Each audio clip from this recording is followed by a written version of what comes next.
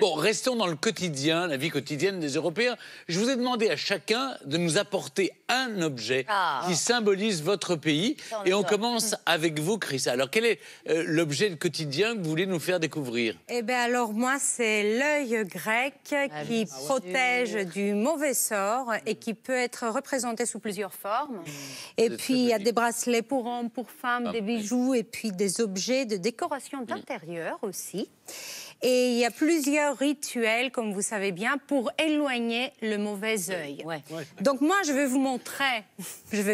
Moi, j'ai une amie grecque que j'appelle quand elle pense qu'il y a le mauvais œil et elle fait une petite phrase. Et ben voilà, une petite bénédiction. Pour Bilal, justement. Et ben voilà, pour chasser le mauvais œil sur ce soir. Ne sois pas choqué. La première chose à faire en Grèce, c'est qu'on te crache dessus. Oui. C'est bon signe. Je dois chanter dans 3 heures. Non, vous inquiétez pas. Voilà, ça c'est fait. T'es content d'être venu. Donc il faut tout ce qu'on fasse. On lui crache tous à la tronche. Super, pas vraiment. Et donc après, on prend une pincée de sel et on fait le tour de la tête et on dit la phrase Iisus Christos nika και όλα τα κακά σκορπά. Ensemble, Iisus Christos nika και όλα τα κακά σκορπά. Troisième, Iisus Christos nika και όλα τα ta caca, scorpa. Merci. Donc là, ce soir, il va gagner. Alors maintenant, peut-être l'Allemagne veut nous dire ce qu'elle a apporté. C'est très intéressant. Quelque chose autour des pommes de terre, peut-être? Pas cette fois-ci, mais vous me connaissez bien, Stéphane, on reviendra plus tard.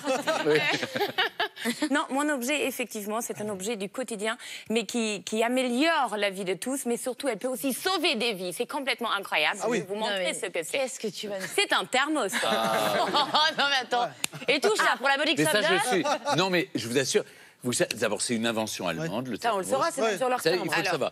Et surtout, j'ai remarqué, les Allemands, quand ils arrivent au bureau, la première chose qu'ils font, donc ils se retrouvent, qui sont employés de banque, qui sont à la sécurité sociale, n'importe, ils commencent à déployer et ils reprennent un petit déjeuner. Exactement. Et ils sortent leur thermos. On a aussi notre petit brotose où on met le petit pain dedans, c'est ça. Et en fait, on boit le café ou le thé dedans. Voilà, une petite boisson chaude qui nous agrémente la petite matinée au bureau.